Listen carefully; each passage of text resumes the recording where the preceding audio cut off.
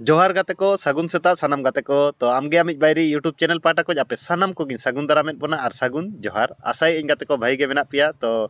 इन हो भागी के मेनैया गाते को जहाँ तिना के आमेम प्लान जहाँ तिना के परिकल्पनाय नोआ धरतीपुरी रे मिट्टन कथा उयहर दोहो का ताबन पे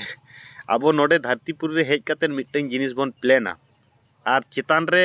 मारांग बुरु जाहेर आयो मोड़े को तुरुई को जन्म समय रे आबो मिट्टन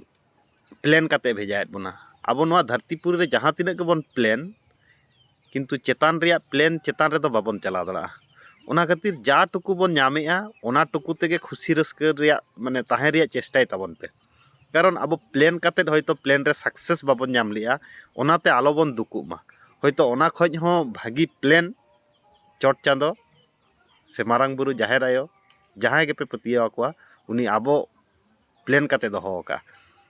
कंटिन्यूअसली एफर्ट इदी ताबन पे जहाना जिनिस रेगे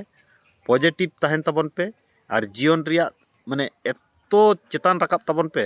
जहां आमा सक्सेस नेल तको हिस्सा गदो मा सारी से बांगा नोआ कथा कमेंट काते लई ताबन पे और नोंकाना मोटिवेशन कथा दिन सेता नाम से आंजम सेना पे खाय दो नोआ आमगे आमिज बायरी यूट्यूब चैनल आपे पे सब्सक्राइब दड़ा मा एनखान सानाम को गे आर मिद धाव जोहार।